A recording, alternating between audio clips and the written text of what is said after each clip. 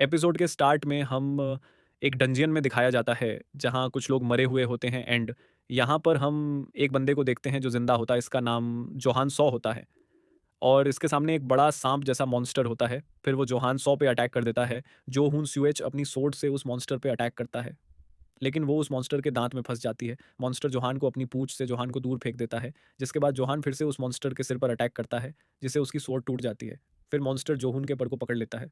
Johan अपनी टूटी हुई स्वॉर्ड से उस मॉन्स्टर के आंख पर मारता है, लेकिन मॉन्स्टर जोहान के दोनों पैर को खाकर उसे नीचे पटक देता है, जिससे जोहान काफ़ी इंजर्ड हो जाता है और बोलता है, टेजुइन कौन, तुम मेरे साथ ऐसा कैसे कर सकते हो।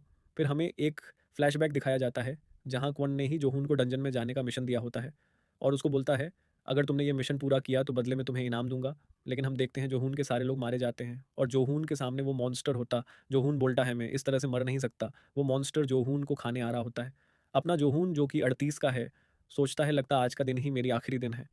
तभी जोहून को आवाज़ सुनाई देता है जो उसको बोलता है, अरे तुम कुछ ज़्यादा ही चिल्लाते हो। जोहून अपनी आंखें खोलता और देखता है मॉन्स्टर फ्रिज हो चुका है, जैसे कि समय ही रुक गया हो।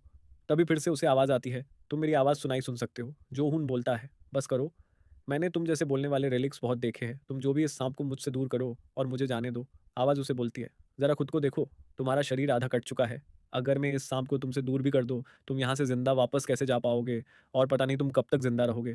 तुम्हारी टैलेंट अच्छी थी, लेकिन तुम गलत समय पैदा हुए और अब तुम मारने वाले हो। जोहून बोलता है, चुप हो जाओ, तुम मेरे बारे में कुछ नहीं पता। ऐसा नहीं है, मैं ऐसी ज़िंदगी जी रहा हूँ अपनी मर्ज़ी से।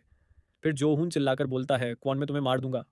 वो आवाज़ बोलती है कि तुम जैसे के पास टैलेंट है और ये वेस्ट होगा अगर तुम मर गए तो। लेकिन तभी एक तेज़ रोशनी आती है, उसमें से एक कौवा आता है जिसकी 4 आंखें होती हैं। जोहून को बोलता है कि मैं तुम्हें एक चांस देता हूँ, जाओ और ट्रू किंग का थ्रोन को हासिल करो। और फिर वहाँ पर एक बड़ी तेज़ रोशनी आती है। जोहून के पैर वापस ठीक हो जाता है। सीन चेंज होता है, हम जोहून को देखते हैं, इसकी आंख खुल जाती है। वो सोचता है किंग बनना। वो कौवा कौन था? शायद कोई गोद रिलीक ही होगा। तभी जोहून अपने दोनों पैर को ठीक देखकर जोर से चिल्लाता और नोटिस करता है कि वह पुलिस स्टेशन में होता है। यहाँ एक लड़ी और उसका बेटा होता है जो जोहून पर चिल्लाए जा रही होती है। तभी यह पुलिस वाला बोलता है, बैठ जाओ, तुम्हारा नाम क्या है, जल्दी बताओ।